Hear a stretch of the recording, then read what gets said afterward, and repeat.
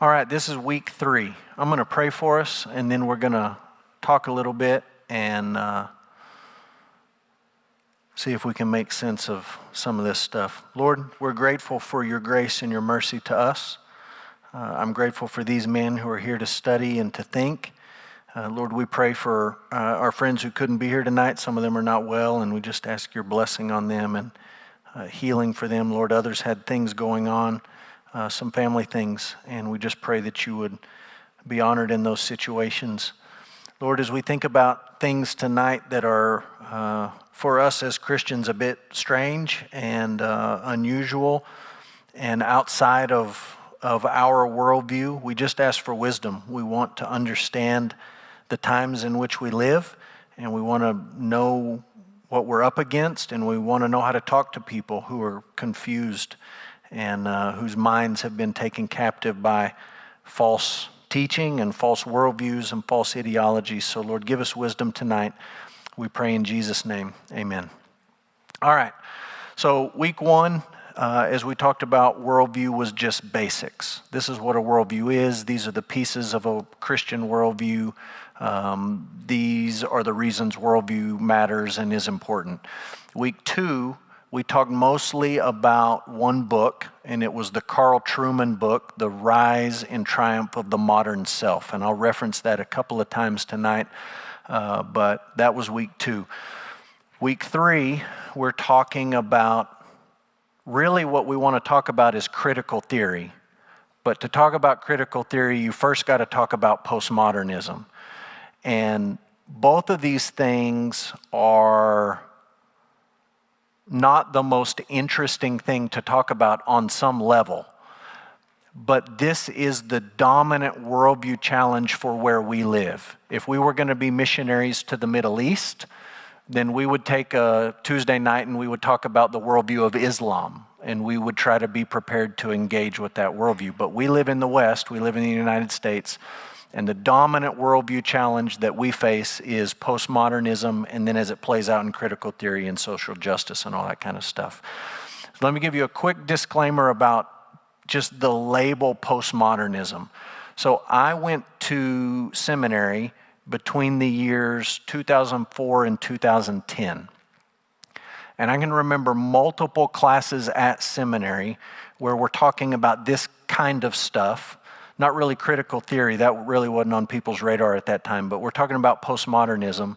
And I remember there being debates amongst faculty and amongst students about whether or not postmodernism was actually a thing at all, and whether or not it was still a thing. It used to be a thing, but we had moved on from it.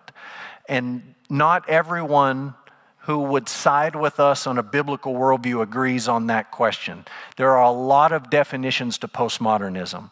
And one of the things I've tried to do in this sort of layout of if you want to call it a syllabus, is say, I want you to hear several different people talk about postmodernism, because not everybody agrees about it. And so the more you hear people talk about it, the more you start to see the commonalities and the pieces that you really need to latch hold on. So I gave you, in the Facebook group and on the course outline, I gave you a video by Jamie Dew. Dr. Jamie Dew's the president of New Orleans Baptist Theological Seminary, and he talks about postmodernism. And I think he describes it well, and he sets it in the context of modernism as opposed to postmodernism well. But he says in that video, yeah, this is kind of a thing that's not really, this used to be a thing, it's not really a thing anymore. And I disagree with him on that point. I think it's still a thing. We talked about the Trueman book last week, The Rise and Triumph of the Modern Self. And he sets the whole thing of what we're dealing with today. He doesn't even go into postmodernism. He says it's just modernism. We're still in modernism and this certainty about different things. So people don't always agree on this stuff. My take on postmodernism is a real thing. We're going to talk about it tonight. And it is certainly not gone. I think it is very much still around. I think what's happened with postmodernism is that it used to be something that was spoken about by the elites in intellectual circles. And then it sort of filtered down like ideas tend to do. And now it isn't trendy and cool to talk about it in those elite circles anymore, but it's just sort of metastasized and spread throughout our culture and our society, and now it's just like the air we breathe day in and day out. You can't get away from it. So even if it's not called postmodernism, maybe you just say postmodernism was a thing and it has morphed into, we'll talk about how this might be accurate, it's sort of morphed into what we would call critical theory and social justice. And so we'll try to make sense of some of that. Let me tell you about a guy named Peter Boghossian. Okay, I'll put a picture up on the screen. Peter Boghossian's the guy in the white shirt in the middle. Peter Boghossian was, past tense, a professor of philosophy at Portland State University. Okay, you don't need to know a lot about Portland State. You won't be surprised for me to tell you it's not the most conservative university in the United States of America. It's in Portland. Okay, Portland's way out there, geographically and politically and worldview-wise and everything else. So he teaches for about a decade philosophy at Portland State. On September 8th of this year, he submitted his resignation to the provost of Portland State, and he published his resignation letter on a Substack, published it online, open resignation letter for anybody to read. And you can get on and Google it, it's out there, and it's fascinating to read it. This guy, Peter Boghossian, he's an atheist. He has been involved very heavily in what we might call anti-evangelism for atheists, meaning like we do classes on here's how you share your faith as a Christian. Well, he gets atheists together and he says, here's how you convince Christians they're wrong. Here's how you convince people there is no God, evolution is true, there is no creator, et cetera, et cetera. So he's not a conservative Christian guy by any stretch of the imagination. But he submits his resignation to the provost of Portland State, and basically what he says in that letter is, the ideas of social justice and critical theory have taken so strong a hold on this university that no one is allowed to think. You are not training people to think. You are essentially brainwashing people to buy into one set of ideas. And he says, remember, this is not a Christian guy, but he says that's not the point of a university. If you're a university professor, administrator, provost, president, your job is not just to tell everyone this is what you should believe. Your job is to make people think and to teach them how to think and to challenge the things that they think, not just to go in with one sort of set agenda. And here's where we are in the year 2021. You say, Peter Boghossian, anti-evangelist. Well, we're Baptists in Texas, so we don't like that. We wish Peter Boghossian would not teach classes on how to convince Christians that they're wrong. But at the same time, we stand with him and we say, you should be able to teach what you think at a university. Like that's the point of university. You get lots of different views and you put them together and the best idea wins. Like, let's do it that way. That's sort of a classical liberal approach, not liberal versus conservative, but just a classic liberal approach to education. Just throw the ideas out there and let people think about it and use their brain. And Boghossian says you can't do that at Portland State. You cannot challenge the orthodoxy of social justice and critical theory. And so he just said, I quit. There's no place for me here because I don't buy into that.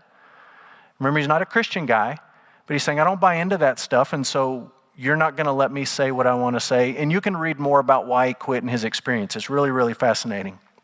The two people in this photo with him, the reason I showed you this photo, the guy on the left is a guy named James Lindsay, and the lady on the right is a woman named Helen Pluckrose.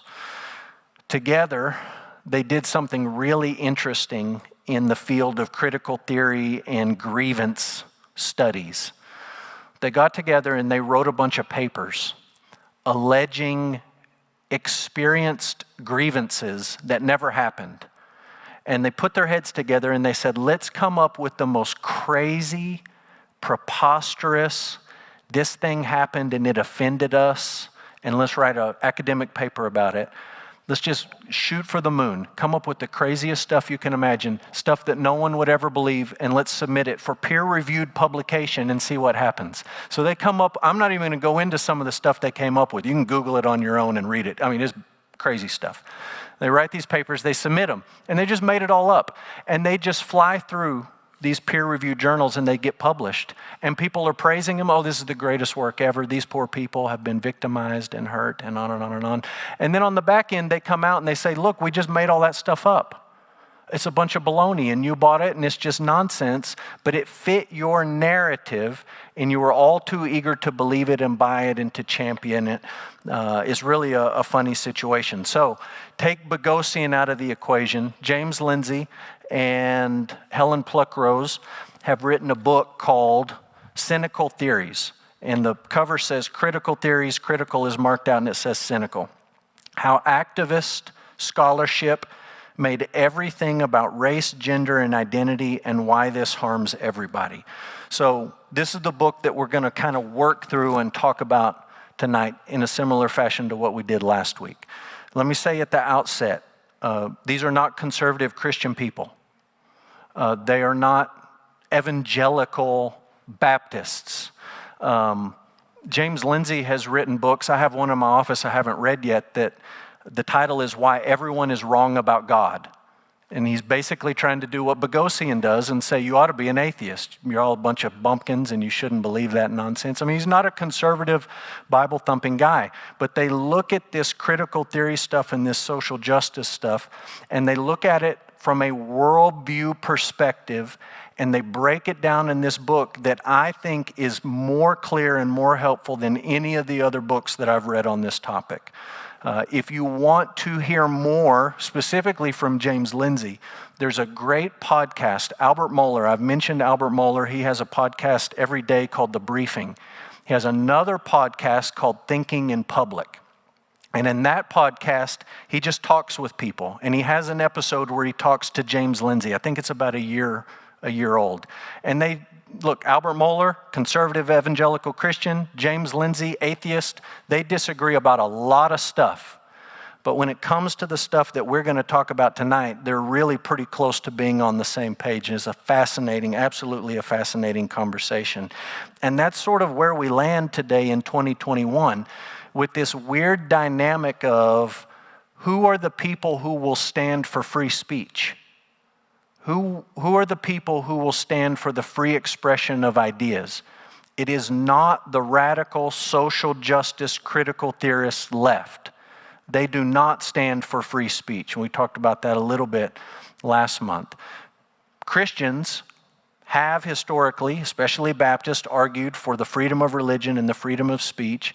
And now we sort of have an uneasy bedfellow, a strange alliance with people like Peter Boghossian and James Lindsay and Helen Pluckrose. They do not agree with us about the Christian worldview, but they do agree that what we're dealing with in our culture is a major, major problem. And people need to stand up against it, and people need to see it for what it is, and people need to be able to push back against it. So we're going to work through some of this stuff, and I hope it's helpful for you as you think about your family, as you think about your role in various institutions, as you think about our job as leaders in a church, equipping a next generation, as many of you are Sunday school teachers. I hope there's some stuff in here that will help you think and process how we can equip our people. So, cynical theories, big picture stuff. Pluckrose and Lindsay wrote cynical theories to explain this connection, the connection between, number one, postmodernism, and postmodernism is a worldview. So if you're tracking with us through the Sire book, postmodernism is one of his chapters, and he says postmodernism is a worldview. So these authors are connecting postmodernism, a worldview, with critical theory, which is a philosophy of postmodern thought. It's a playing out of a particular worldview into a philosophy, and social justice, which they call the religious expression of postmodernism. So in this book, they're saying there's a worldview and there's a philosophy of life, and it plays out in a religion. And when I say religion, you think church building, liturgy, ritual, priests, pastors, holy books, all that kind of stuff. And that's kind of right, but not kind of right. And what they're arguing here is that all this stuff you see playing out in critical theory and social justice is a religion. We've talked about that on Sunday mornings pretty recently. Here's a quote from the book. Some of these longer quotes, I don't have all of it on the screen, but you've got it on your notes. And I tried to make sure the blanks will be on the screen. At its core, postmodernism rejected what it calls meta-narratives. What's a meta-narrative? It's a broad, cohesive explanation of the world and society. So at its core, the postmodern worldview says we're done with all meta-narratives.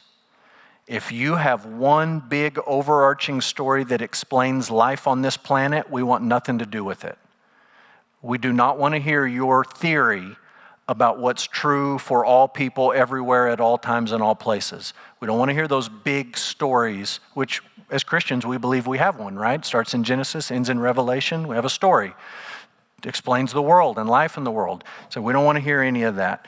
It rejected Christianity and it rejected Marxism. Now, it sort of co-opted Marxism, but as a dominating meta-narrative, it rejected Marxism. It rejected science and reason and the pillars of post-Enlightenment Western democracy.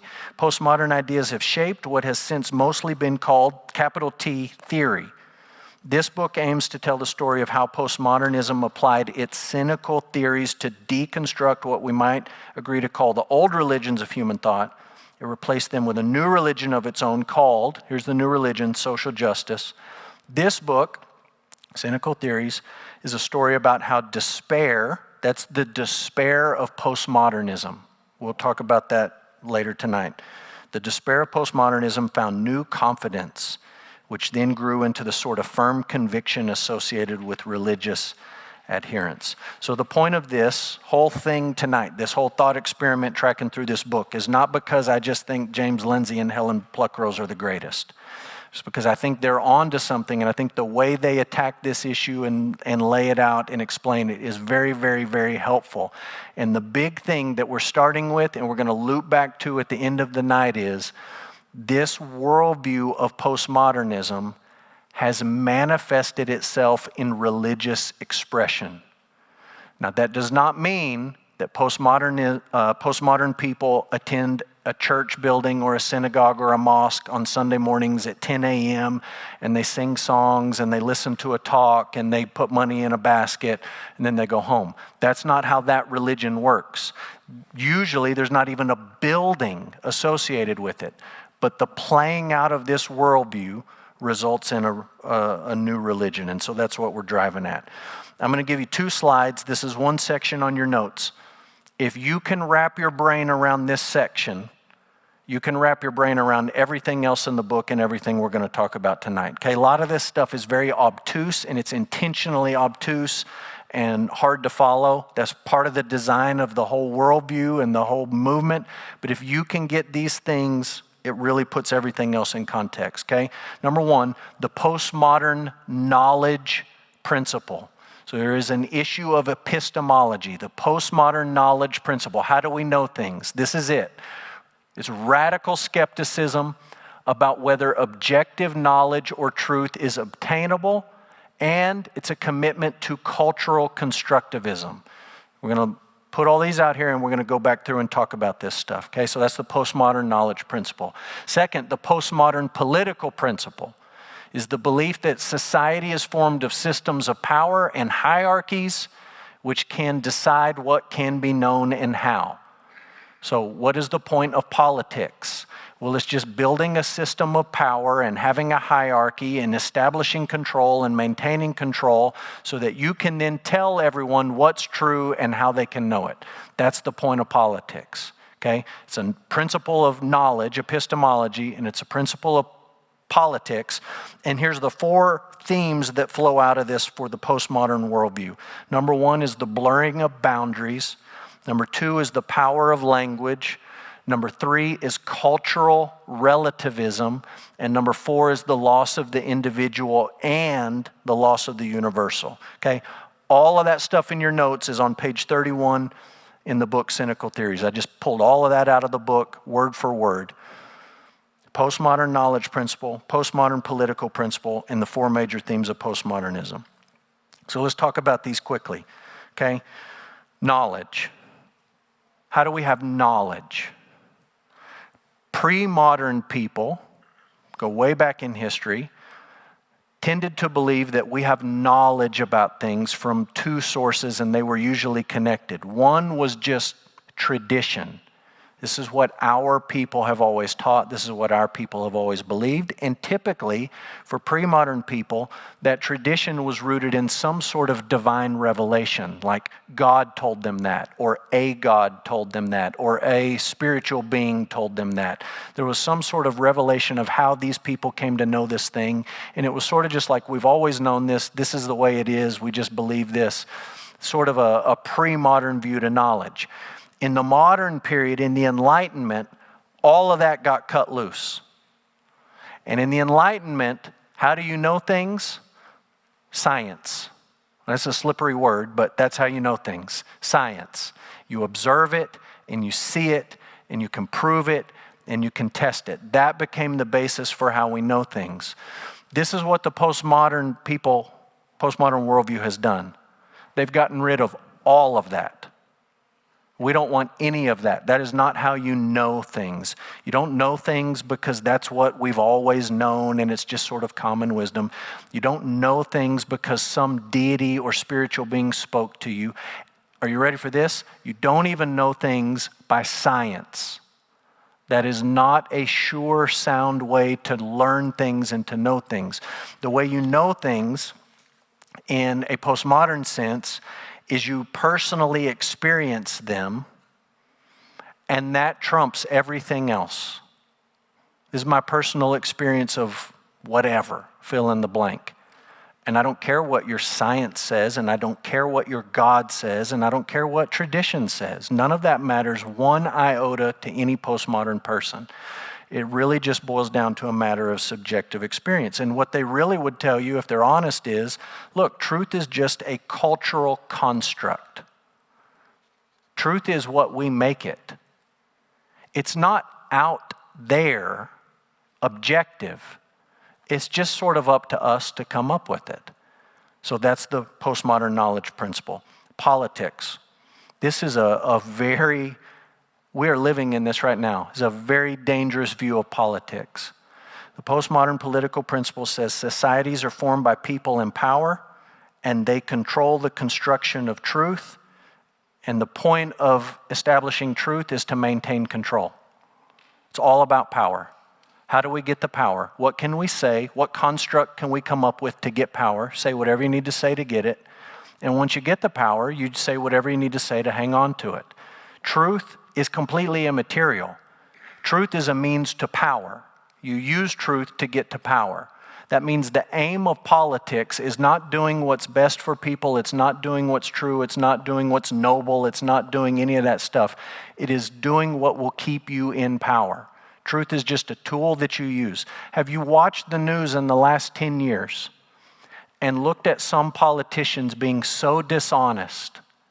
From our perspective, you look at them and you're like, that is so dishonest. How could you look at people or the camera and be so dishonest? How is that possible? Well, they have a completely different view of knowledge and truth than you do, and a completely different view of politics than you do. Truth is whatever we make it, and we just use truth to get into power and to establish power and to maintain power. So it's the knowledge principle and the political principle. Boundaries, we'll talk about this. Boundaries have to be broken. Push on them and break them. Anything in society that constrains us, we just got to get rid of that. We got to be done with that. It's one of the key parts of postmodernism. Language, talking. You and I think, would use language to say this is true, this is good, this is right. We think communication is meaningful. In a postmodern sense, language is just a game. And the question is, who can play the game the best? Who can use language to their own end to establish power and to create whatever truth that they want to come up with. So look, the internet and social media is filled with stuff that will say stuff like this. I mean, it's just so silly. Can men have babies?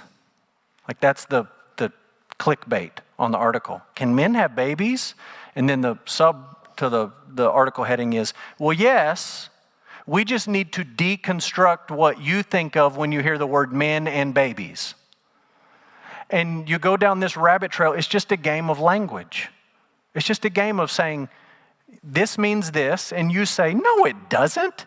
And then they say, well, it does if you redefine all the terms and make them mean whatever you want it to mean. You look at a mathematical formula and you say, does this mathematical formula balance? No, it doesn't balance. Well, it does if you take this out and put this in and change this and multiply by this.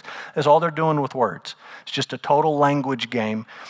It's all directed toward establishing power. Cultural relativism. Have you ever wondered why the loudest voices on the left have absolutely nothing to say about the human rights abuses in China, where the Uyghur people, a Muslim people group, are rounded up, forcibly sterilized, exterminated, put into prison camps? I mean, it's crickets. Nobody has anything to say about that. Why? That's their culture. That's their culture. Who am I to tell them how to run their country? I mean, you've heard presidential candidates say things like that. Well, it's not really my place to tell anybody else how to run their country. We probably just ought to worry about our own country. That's cultural relativism, saying you do it your way, that's fine. It's your own construct. You construct it how you want to construct it. Why do the loudest voices on the left have nothing to say about the human rights abuses or the abuses towards women in a regime like the Taliban? I mean, women's rights, that's a hot button issue here, but the Taliban, they get a free pass. Nobody wants to say anything about that. Why? It's cultural relativism. It's not how we're going to do it, but if those guys want to do it that way over there, that's fine. That's a key piece of this worldview. So all this stuff's floating around, and it's floating around among the nerdiest guys you've ever met in universities who are teaching graduate level philosophy classes to 2 people. And it's like, who cares? It doesn't matter. But it starts to metastasize and it starts to spread. Here's postmodernism applied. There's a group of academics, this is just historical background for you, group of academics associated with the Frankfurt School in Germany. They applied the ideas of postmodernism to create the concept of capital T theory, big T theory. That's a proper noun. So sometimes it's called critical theory, sometimes it's just called theory. But these guys in the Frankfurt School, you can go back and read about them. They're the guys that take all this wacky postmodernism stuff that's just floating around out in the academic air, and they start to actually apply it to everyday life.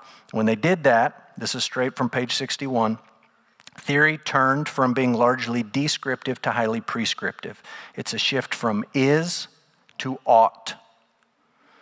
After the applied postmodern turn, postmodernism was no longer a mode of describing society and undermining confidence in long-established models of reality, that is, those are worldviews. But now that it was applied, it aspired to be a tool of social justice. So here's how you can think about this. When all there was a postmodern worldview, and we didn't have the social justice part and the critical theory part, you just had the worldview, what those original postmodern guys wanted to do is just rip everything down.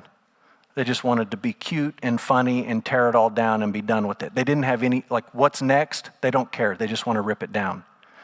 But then when this stuff through the Frankfurt School starts to get applied, they take all that stuff, they still want to rip it down, but now there's something else that they want to build up in its place.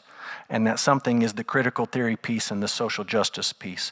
So in this book, the Pluckrose and Lindsay book, they take what we just talked about, postmodern knowledge principle, postmodern political principle, and the 4 key pillars of postmodernism, okay?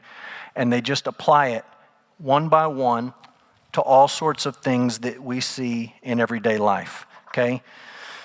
We're going to talk about some of these. Colonialism, queer theory, critical race theory, feminism, gender studies, disability studies, fat studies, social justice scholarship. So they look at all these areas and they say it's the same template. It's the postmodern knowledge principle, it's the political principle, it's these 4 key pieces of postmodernism, and it just keeps getting applied over and over and over again. And really, here's why I lay this first part out in some detail. When you can see that, the knowledge piece, the political piece, all these other pieces about boundaries being pushed and language games and cultural relativism, it's the same garbage over and over and over and over again. It's like, you ever had the experience when you get a new car? Like, you get a purple Ford Explorer.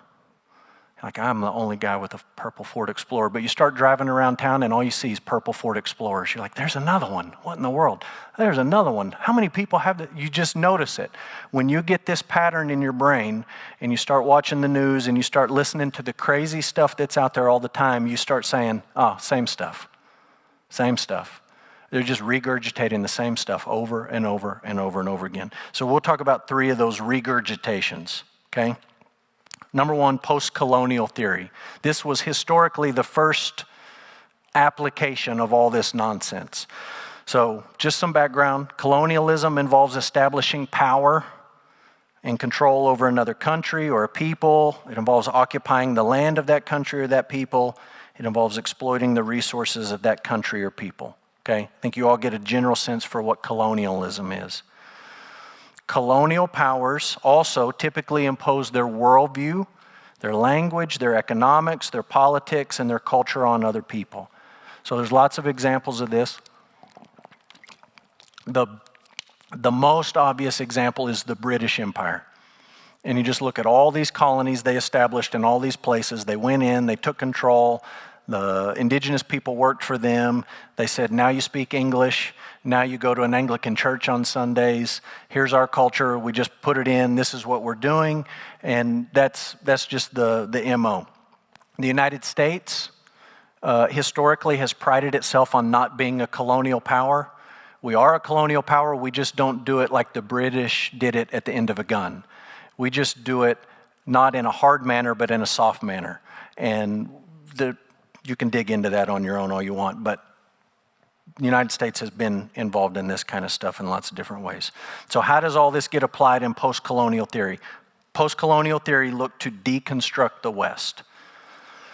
It's the Western powers, it's these developed nations who are the colonial powers. They're the problem, and so the solution is to deconstruct them, to just dismantle it all. So I'll put this up on the screen. What I'm putting on the screen looks a little bit different than in your notes, but this is the progression historically that took place from a colonial mindset to what we would call a liberal mindset. Don't think politically liberal today. We're just talking about classical liberalism, then postmodern, applied postmodern, and then just for fun, what we would say is a biblical mindset. So this stuff's in your notes. Colonial mindset. Europeans must rule Asia, or you could put Africa in there. It's no different. Europeans must rule Asia for its own good. These people are dumb. These people are backward. These people don't know anything. We are the wise parents who have finally showed up, and it's really for their good that we come in and we do all this stuff. That was the mindset during colonial period. During the classical liberal period, people backed off of that, and people said, you know what, all human beings need to have equal opportunity and freedom. Now that took a little while for that to develop and play out in the British Empire and in the United States, but that idea caught root. And people started to say, you know what, we really shouldn't treat these people that way. Like, they deserve the same opportunity we do, and they're human beings, and they should be free. Postmodern mindset, which is a little more recent, says, this is where you get in the weeds and your brain starts to hurt. The West has constructed the idea that rationality and science are good in order to perpetuate its own power and marginalize non-rational, non-scientific forms of knowledge production. Essentially what they're saying is you white people have rigged the game so that no one else can win. You've rigged the game. You talk a really nice game about equal opportunity and all this stuff for all these people, freedom for all these people, but you have put the rules in place, you've rigged the game, the outcome's already decided, you're the only ones that can win. So what they're doing is they're looking at the world and they're just trying to rip it down and say, that's not fair. You're the ones that said rationality and science are good, And these other cultures don't value that, so they're at a disadvantage. They're never going to catch up to you. Here's the applied postmodernism, the applied postmodern mindset. We must now devalue white Western ways of knowing, belonging to white Westerners, and we must promote Eastern ones in order to equalize power and balance. The people who have been in power, we need to forcibly take them out of power. And the people who aren't, we're going to put them in there, regardless of any sort of qualification. You say, how in the world does that play out in everyday life?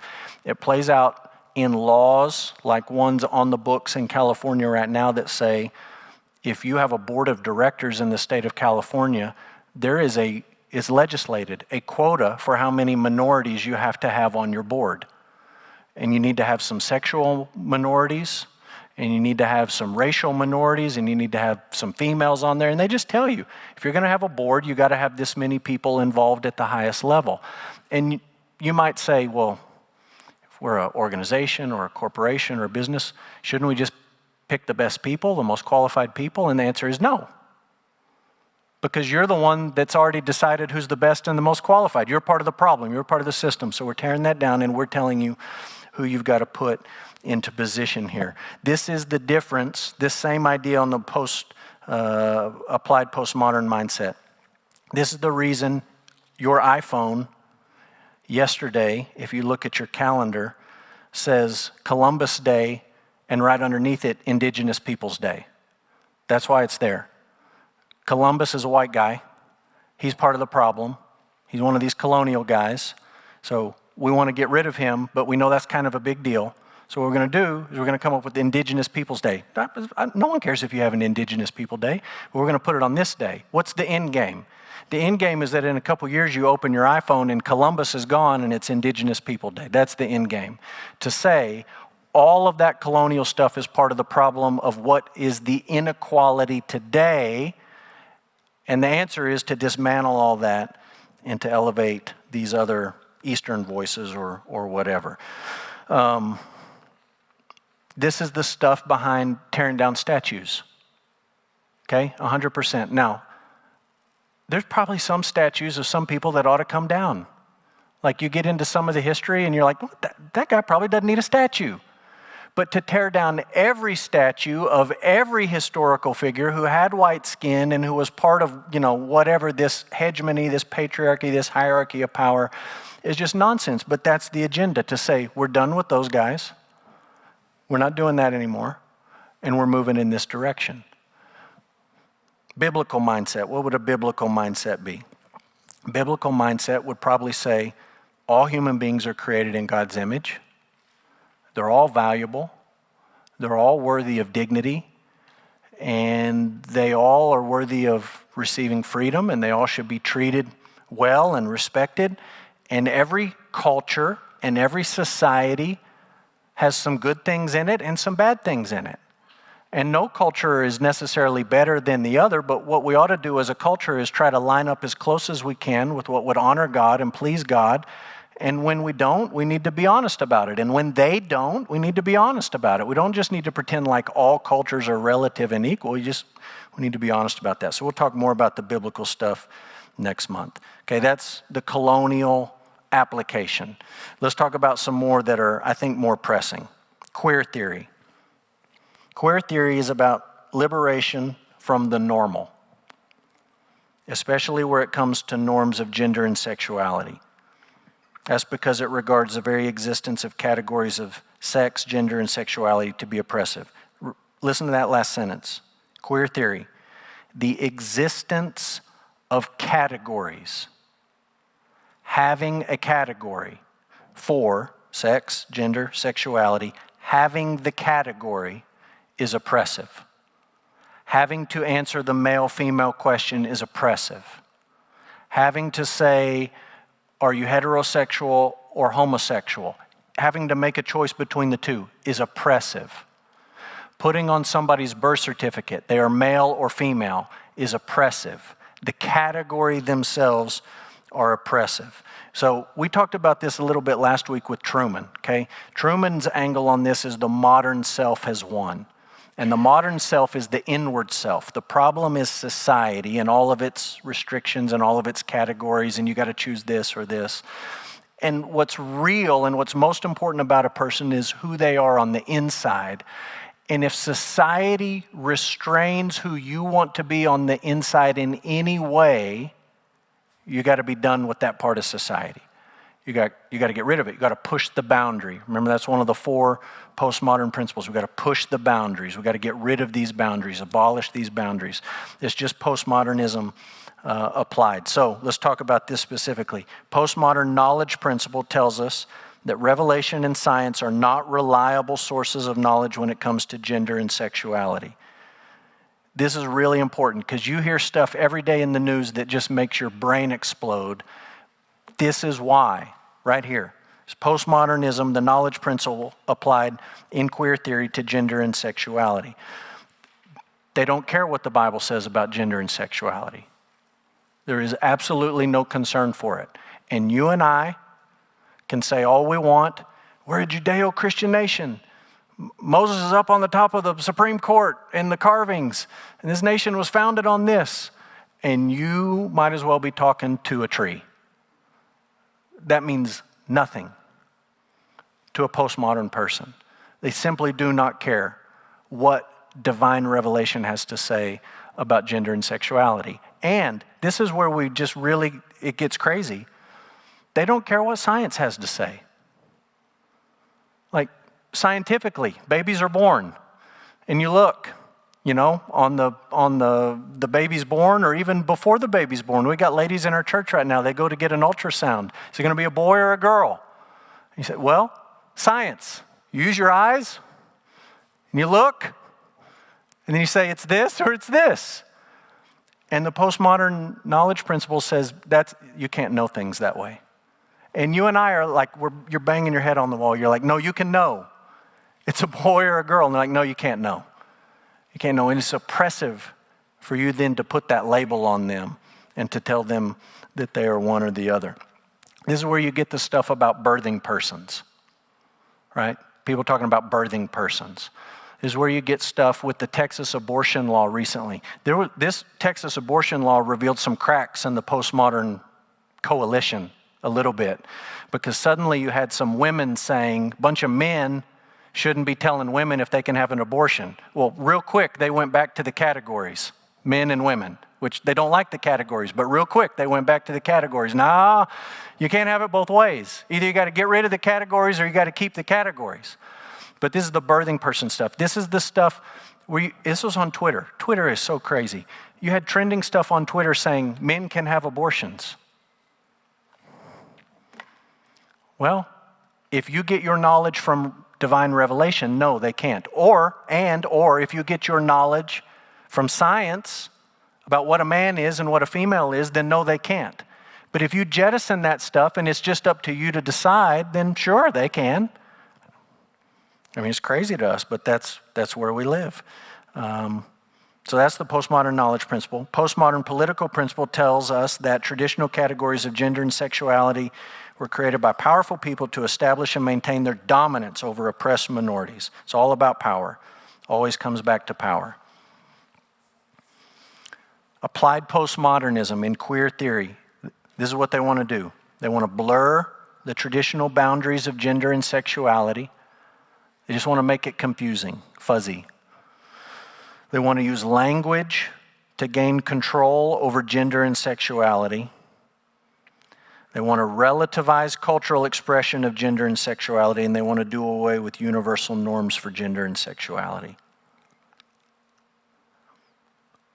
If all of that stuff, blurring the boundaries, using language, relativizing, and universal norms going away, listen, if all of that were not in the cultural air, there's no way the United States Supreme Court would have ever come down in the Obergefell case and said gay marriage is legal. But with all of that stuff in the air, it makes perfect sense to come down and say, well, why not? What doesn't make sense is that they stopped with men and men. And they didn't say, well, polygamy is legal or, cross-species marriage. I mean, why stop? They stopped. It's really not consistent, but they did stop. But all this stuff, it's just a natural play out.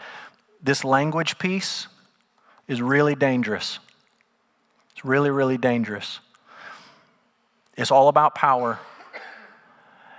And the idea behind this theory stuff, power is at the root of all of it. Even in queer theory, power is at the root of it.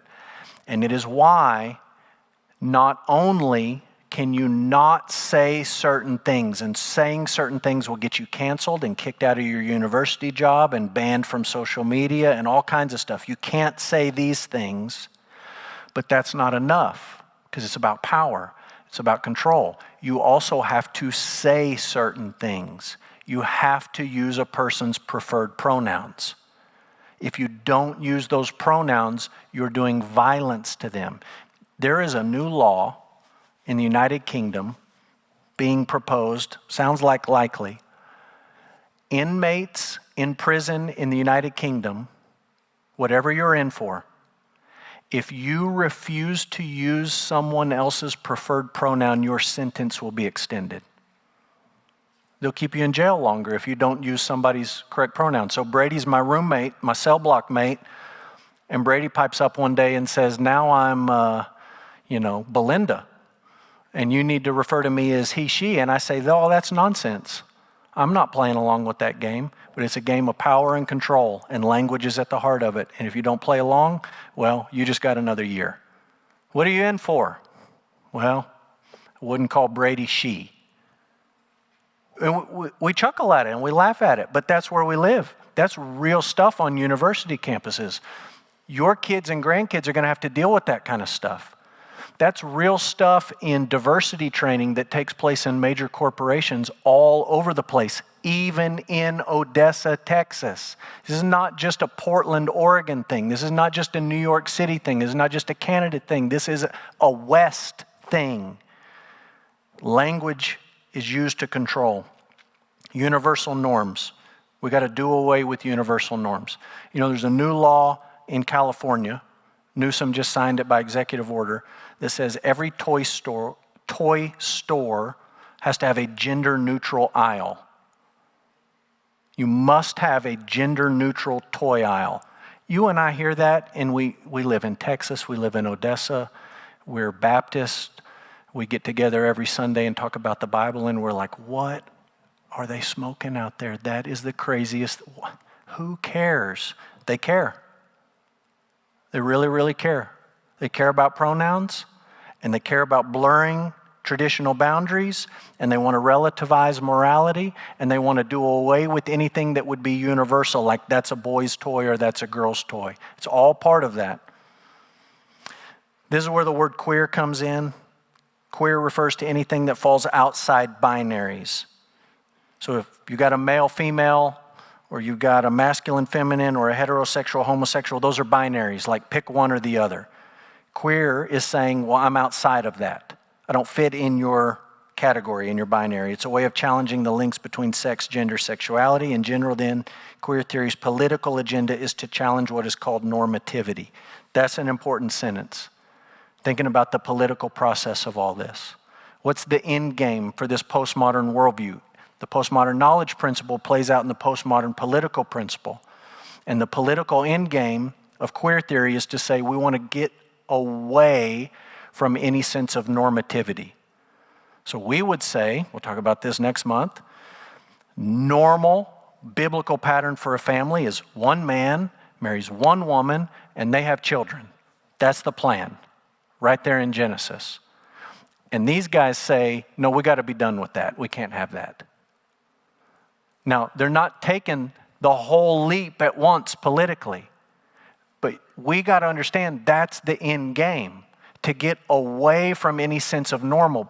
Listen, if there is a normal, by definition, there is a abnormal, and that's not palatable to this postmodern worldview. You can't have an abnormal, so we got to get rid of normal. Queer theory, just putting a button on this. I don't think I have to tell you this, but it's anti-Bible, anti-reason, and anti-science. It's a lot of antis. We'll talk about the Bible piece next week. What does the Bible say about gender and sexuality? It says it's a binary. Science tells us, down to the, not just the ultrasound picture or the baby who comes out of the womb, but down to the cellular DNA level tells us if you're male or female. It's not in question. So you listen to science, then it's a binary.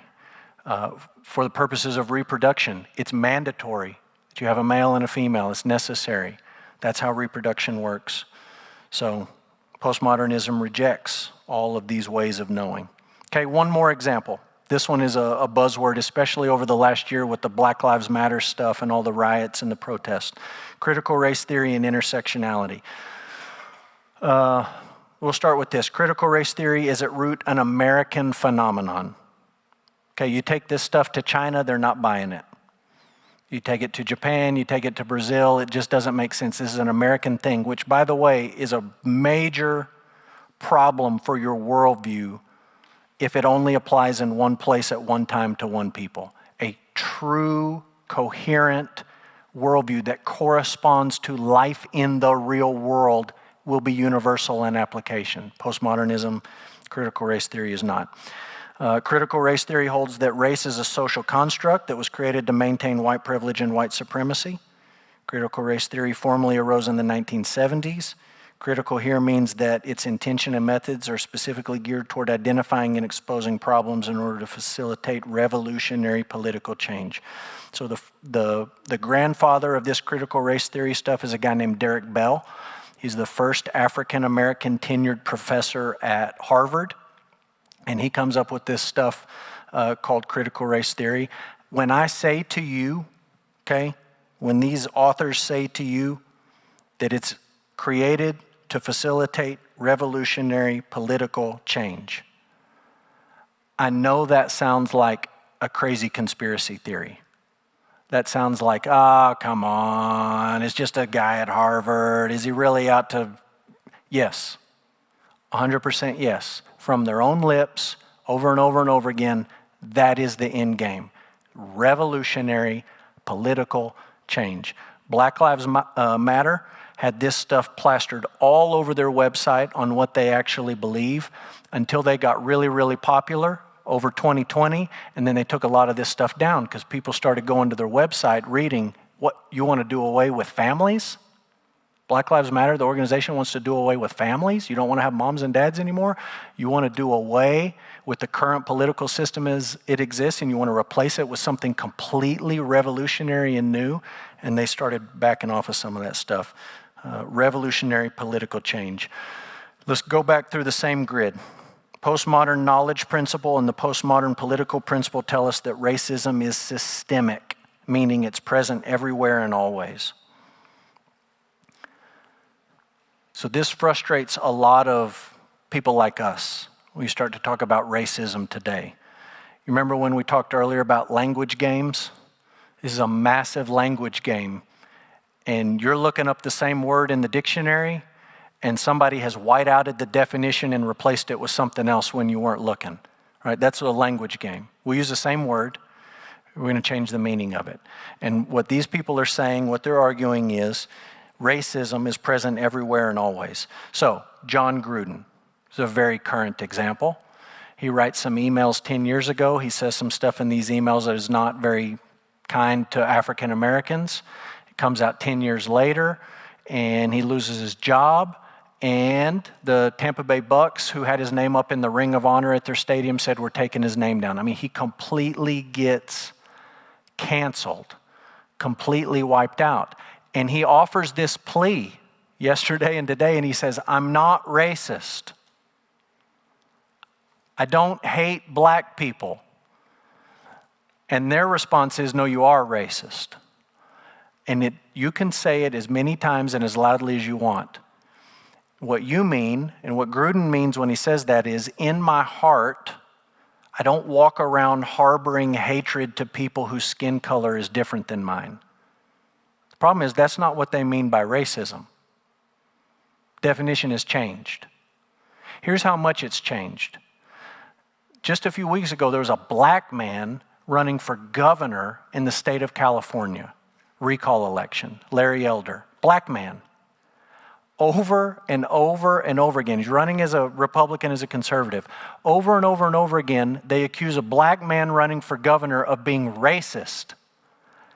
And Larry Elder just says, are you kidding me? Hey, look at my skin. I'm a black man. The problem is what Larry Elder means is I don't harbor hatred towards black people. That's not their definition of racism. Their definition of racism is the system. It's all about power, right? Everything gets filtered. All these people can think about is power. You have created a system that exists for your benefit. No one else gets to win because you have rigged the game from the get-go, and we are here to tear all of it down. Avengers, Thanos, I'm going to tear this universe down to every last atom and shred it down and start over new. That's the end game for the postmodern political types, the activists. We are going to tear all of it down, burn it all to the ground because you've rigged the game and it's not fair. So if you're part of the system, you are racist. You can't help but be racist. You can never be not racist. That's a hopeful worldview, isn't it? You're just part of a problem and there's absolutely nothing you can do about it, and the only solution is to tear it all down. There's a hopeless worldview. They've changed the definition. It's a language game. Related to this is something called intersectionality. You hear people talk about this. It's an idea invented by a lady named Kimberly Crenshaw. She says, just as someone in the intersection of two streets could get hit by a car coming from any direction or even by more than one at a time, so a marginalized person could be unable to tell which of their identities is being discriminated against in any given instance. So this intersectionality thing is a game. A lot of this stuff is a game. But this is a game. And it's a game to see who can stand in the most intersections at one time. So in this metaphor, if you're black, well, you're standing in an intersection. If you're a black female, you're standing in two intersections. If you are a black female lesbian, you're standing in three intersections. If you are a black female who identifies as trans, you're now standing in four intersections. You win the game. Like the more intersections you can get in the middle of, you win the game. And the more claim you have to victim status. And this whole idea is about power. It all goes back to power. It's all, I told you last month, this is all Marxism just vomited up over and over and over again. It's Marxism applied to different areas of life. It's all about power. And what Marx wanted to do is take the big dogs down and bring all the little people up, right? And he thought he knew how it was going to happen. It didn't play out that way. But people took his ideas and they applied it to all this other stuff. And the idea is we want to take all these victimized people and bring them up, and all you people in power and bring you down. Who are the people in power? I'm looking around the room. It's you guys. White, heterosexual males. You're coming down, and everybody else is going up. Why in the world, if you pay attention to commercials, does every single commercial have a couple who does not fit what you and I would think of as normal? Why? Do you think it's a coincidence? Not a coincidence, right? We're going to take this down and we're going to put this up. We're going to get rid of this and we're going to build it back with that. And that's what this intersectionality stuff is about. The more intersections you can stand in, the more victim status you have, then the more that you should be elevated when this big change comes down the road. According to critical race theory and intersectionality, one's identity is tied to one's race before it's tied to one's humanity. So from a biblical standpoint, we would say, look, we're all human beings created in the image of God. That's primary. Not so for critical race theory and for the intersectionality people. You and I say the most important thing is that you're a human being created in God's image. They say the most important thing for me is that I'm black. That's the most important thing. Most important thing for me is I'm this oppressed minority, fill in the blank, whatever you want to fill the blank in with. That's the basis of somebody's identity as a human being. It's very inconsistent. I don't want to spend a lot of time on this because we got a few more things to cover. This whole postmodern thing is very inconsistent, which is one of the ways Christians ought to attack it. And one of the most glaring inconsistencies is that as this stuff gets applied in all these different arenas of life, we are told that you must be allowed to change your gender. No one is allowed to change your race. There's no rhyme or reason for that, other than that's just sort of based on our history and a number of other factors where we've landed. And you look at that and you say, well, why not? Well, you can't change your DNA as a black man or a white man. Well, I can't change my DNA as a male or a female. But it's just a game being played. And every now and then, because this worldview is wrong, there's just a glaring contradiction in the middle of it. It's one of the ways that you evaluate a worldview. You look at a worldview and you say, does it cohere together? Does it all hold together? Do all the pieces fit? And this is just one example where the pieces don't actually fit. The core problems with critical race theory. It puts social significance back into racial categories, meaning the whole Martin Luther King Jr. stuff about, I want my kids to be judged on the content of their character, not the color of their skin. We're done with that. We're not doing that anymore. So we're done with MLK. I don't know why we even have a day for him. At some point, he'll get canceled because you can't say that stuff. These people turn on their own all the time, and they will turn on their own and they'll be done with that. So racial categories are what matter. It inflames racism. I mean, you've seen that over the last 2 years. It does not make race relations better. It makes it worse. And guess what? It makes them worse by design. That's part of the point. Tends to be purely theoretical, uses postmodern knowledge and political principles. We've talked about those. It's profoundly aggressive. It asserts its relevance to all aspects of social justice, and not least begins from the assumption that racism is ordinary, permanent, everywhere, and always. So a few of the core problems with it. I'm going to give you these really quick because we're going to circle back to this next month. Christian response to this very quickly.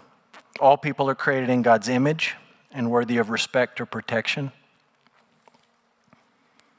All people are fallen, sinful from birth, and alienated from God because of sin. And this makes some Christians uneasy, but I don't think you can get away from saying this. Christian worldview insists that human societies, organizations, and institutions are impacted by human sins. Like when we get together as humans and we form a school or an organization or a board or an agency or a church or a whatever, we're all sinful people and we bring our nonsense to it, and you should expect that there's going to be sin issues there. That doesn't mean that every institution is hopelessly racist, systemically racist. That's not what we're saying, but we do have to acknowledge our sin affects everything that we do in life. We actually talked about that in the Gospel Project lesson this week. Okay, here's some other examples. We're not going into this stuff, but you could talk about feminisms, and that's not a typo. There are feminisms, plural. There's like, depending on who you read, 2, 3, 4 waves of feminism, and they don't like each other, and they don't like the other people in the LGBTQ movement, but they kind of all hang together because of this postmodern stuff, but there's a lot of tension there.